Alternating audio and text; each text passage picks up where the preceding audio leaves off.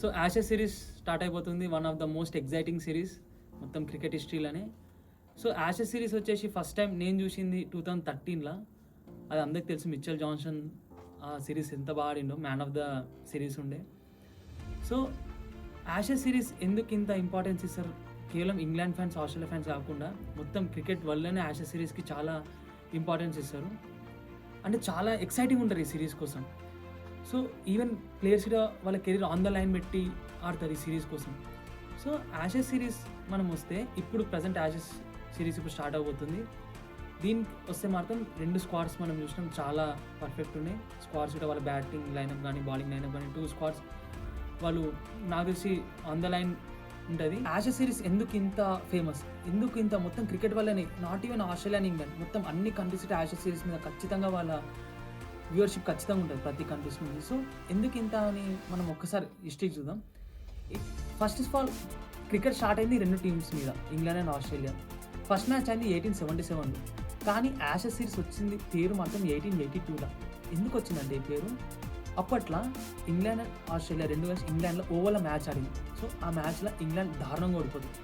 అది కొంచెం లో స్కోరింగ్ మ్యాచ్ ఉంటుంది, మీకు కాబట్టి స్కోర్ బోర్డ్ కూడా పెడతాను నేను, చూడండి. దాంట్లో చాలా లో స్కోరింగ్ మ్యాచ్ ఉంటుంది. ఆ మ్యాచ్ అయిపోయినాక ఇంగ్లాండ్ ఓడిపోతుంది. ఇంగ్లాండ్ ఓడిపోయినాక ఇంగ్లాండ్లో ఉన్న ఒక న్యూస్ పేపర్ ఏంది, ద స్పోర్టింగ్ టైమ్స్ అనే news paper, English cricket died at the over అని రాస్తారు. అది వాళ్ళకి ఎంత హ్యూమిలేషన్ గురయ్యారంటే ప్లేయర్స్ అందరూ, కేవలం ఒక్క మ్యాచ్ వల్ల మేము అంటే వాళ్ళకి మొత్తం వాళ్ళ క్రౌడ్ అంతా అగేన్స్ట్ వెళ్ళిపోవడము, సొంత గ్రౌండ్లో ఓడిపోవడము, సొంత హోమ్ మా కంట్రీలో మార్నింగ్ వచ్చి ఓడిపోయడం అనేది వాళ్ళకి చాలా హ్యూమిలేషన్ అనిపించింది. ఈవెన్ ఈ మీడియా అన్నీ వాళ్ళకి ప్రెషర్స్ వచ్చేసరికి వాళ్ళకి ఇంకా దీన్ని వాళ్ళు చాలా హ్యూమిలేటెడ్గా ఫీల్ అయ్యారు. సో అందుకని దాని తర్వాత దానికి ఎమ్మడే మేము వెళ్ళి ఆడతాం ఇంకో సిరీస్ అని చెప్పి ఎమ్మడే విత్ ఇన్ అ మంత్ అలాంటి టైంలో వీళ్ళు ఆస్ట్రేలియాకి వెళ్ళి సిరీస్ ఆడతారు. సో వీళ్ళు లేదు మా సెల్ఫ్ రెస్పెక్ట్ మేము తెచ్చుకోవాలని చెప్పి దానికి ఏవైతే వీళ్ళు అందరూ అప్పుడు అన్నారు ఏంటంటే క్రికెట్ ఇంగ్లాండ్ క్రికెట్ చనిపోయిందని వాళ్ళ యాషెస్ ఆస్ట్రేలియాకి తీసుకుపోయారని, ఆ యాషెస్ని రిటర్న్ తీసుకురావడం అనేది, అంటే యాషెస్ అనేది జస్ట్ అప్పుడు ఒక మిథికల్ థింగ్ అది.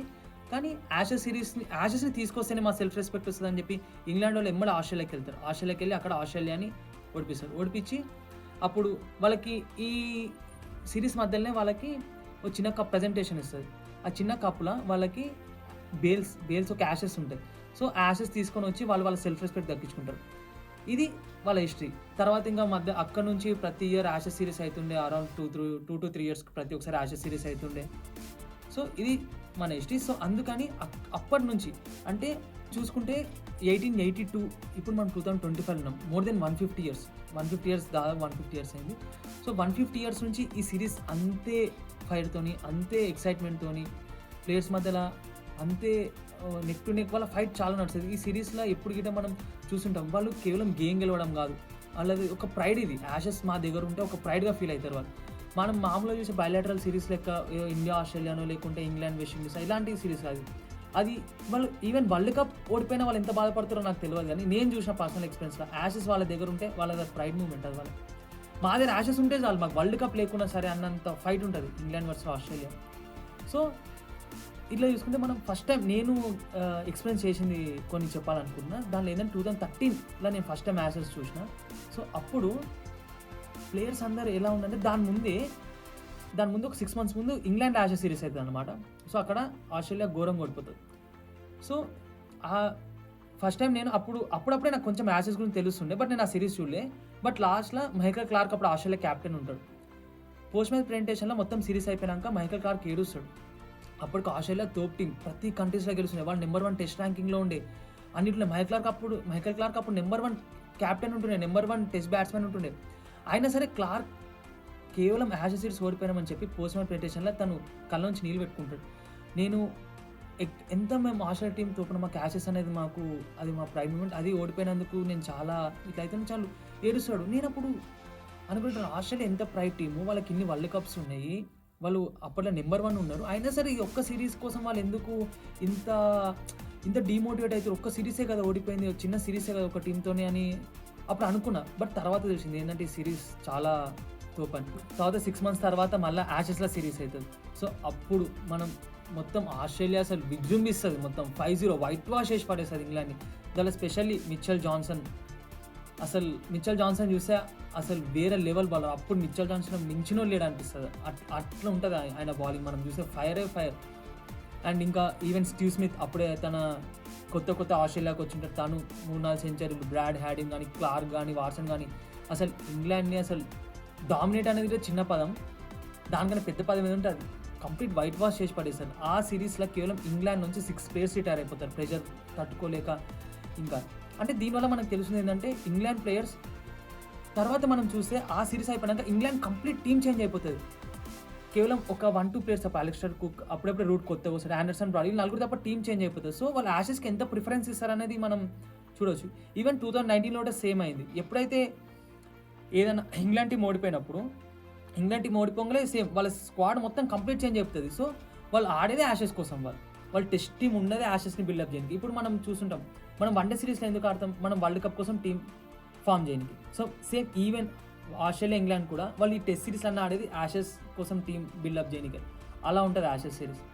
సో నా ఎక్స్పీరియన్స్ మార్నింగ్ ఆస్ట్రేలియాలో ఇప్పుడు సిరీస్ స్టార్ట్ అయిపోతుంది, మనకి మార్నింగ్ 5కి మ్యాచెస్ ఉంటాయి. సో నాకు చిన్న పర్సనల్ ఒక థింగ్ షేర్ చేసుకోవాలి. నేను చిన్నప్పుడు 5కి లేచి అల్లారం పెట్టుకొని లేచేవాడిని. మా మమ్మీ డాడీ వాళ్ళు తిట్టేటోళ్ళు, 5 గంటలకు ఎందుకు లేచినవరా.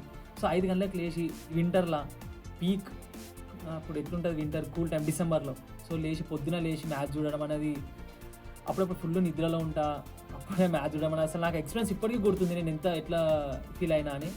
ఈవెన్ అప్పటి నుంచి ప్రతి యాషెస్ సిరీస్ నేను చూస్తూనే ఉంటా. ఈవెన్ లాస్ట్ సిరీస్ కూడా 2021లో ఆస్ట్రేలియాలో సిరీస్ అవుతుంది. స్టార్క్ ఫస్ట్ బాల్ వికెట్ తీస్తాడు, అప్పుడే నేను ఫుల్ నిద్రలో ఉంటాను. నేను స్టార్క్ వికెట్ చేయగానే నా నిద్ర మొబ్బే పోతుంది. ఫస్ట్ బాల్ వికెట్ తీస్తాడు ఫస్ట్ మ్యాచ్లో. సో ఈ ఎక్స్పీరియన్స్ అన్నీ తలుచుకుంటుంటే గిట చాలా ఇలా బాగా అనిపిస్తుంది. అండ్ ఇంకా మనం వాళ్ళ రైవలరీ చూసుకుంటే కూడా, మనం వీళ్ళ ప్లేయర్స్ రైవలరీ, టీమ్స్ రైవలరీ అన్నీ చూసుకున్నా సరే, పీటర్సన్ వర్సెస్ జాన్సన్ వాళ్ళిద్దరు ఎలా ఆన్ ఫీల్డ్ అప్పుడు ఎట్లా ఫైట్ చేసుకున్నారు, వాళ్ళు ఆండర్సన్ ఇంకా జాన్సన్ గిట. ఇప్పుడు ఇట మనం చూసినాం బెన్ స్టోక్స్, స్టీవ్ స్మిత్ కానీ, and Starc and Ben Stokes కానీ, వీళ్ళ రైవలరీ మస్తు చాలా బాగా అనిపిస్తుంది. సో ఫైనల్లీ నేను చెప్పాలనుకుంది ఏంటంటే, ఈ సిరీస్ కేవలం నేను ఒక ఆస్ట్రేలియా ఫ్యాన్, ఇంగ్లాండ్ ఫ్యాన్ కాకుండా క్రికెట్ ఫ్యాన్గా ఈ సిరీస్ నాకు చాలా ఇష్టము. నేను ఆస్ట్రేలియా కొంచెం నా ఫేవరెట్, ఎందుకంటే నా ఎక్కువ ఫేవరెట్ ప్లేయర్స్ ఆస్ట్రేలియా ఉన్నాయి. నేను ఆస్ట్రేలియాకి సపోర్ట్ అయితే చేస్తాను, దానిలో నో డౌట్. బట్ నాకైతే యాజ్ ఎ ఫ్యాన్ పక్కన పెడితే, ఈ క్రికెట్ ఫ్యాన్గా మాత్రం ఈ సిరీస్ని అస్సలు మిస్ కాను. అండ్ మీరు కూడా ఈ సిరీస్ చూడండి. యాజ్ ఎ క్రికెట్ ఫ్యాన్స్ అందరికీ చెప్తున్నా, ఈ సిరీస్ మీకు తెలిసే ఉంటుంది, నేను కొత్తగా చెప్పడం ఏం లేదు క్రికెట్ ఫ్యాన్స్కి. ఫైనల్గా మనం ఈ సిరీస్ వద్దాం. స్క్వాడ్స్ గురించి ఆల్రెడీ మాట్లాడుకున్నాం. సో స్టార్స్కి వస్తే ఒక 2 సిరీస్ హెడ్ ఉంది ఆస్ట్రేలియా. 34 ఇప్పటికీ 34 సిరీస్ ఆస్ట్రేలియా గెలిచి 32 సిరీస్ ఇంగ్లాండ్ గెలిచింది, 7 డ్రా అయినాయి. సో పెద్ద డిఫరెన్స్ ఏం లేదు, జస్ట్ 2 సిరీస్ హెడ్లో ఉంది ఆస్ట్రేలియా. ఈ సిరీస్ ఓకే, హోమ్ అడ్వాంటేజ్ ఉంది ఆస్ట్రేలియాకి. ఓకే, కొంతమంది ప్లేయర్స్ ఫామ్లో లేరు, నెక్ టు నెక్ అయితే ఖచ్చితంగా ఉంటుంది. సో స్టాట్స్కి వస్తే కొంచెం ఆస్ట్రేలియాకి హెడ్ అని అనిపిస్తుంది, ఎందుకంటే వాళ్ళకి హోమ్ అడ్వాంటేజ్ ఉంది కాబట్టి. ఎందుకంటే ఆస్ట్రేలియా హోమ్లో వాళ్ళు వేరే లెవెల్, వాళ్ళకి వచ్చేస్తుంది, వాళ్ళు ఫామ్ తెచ్చేసుకుంటారు. బట్ చూద్దాం. యాజ్ ఫైనల్ నేను చెప్పాలనుకుంటే, సిరీస్ నెక్ టు నెక్ నడవాలి. అండ్ ఈ series one of the best సిరీస్గా ఇట్లా ఉండాలి అని అనుకుంటున్నాను.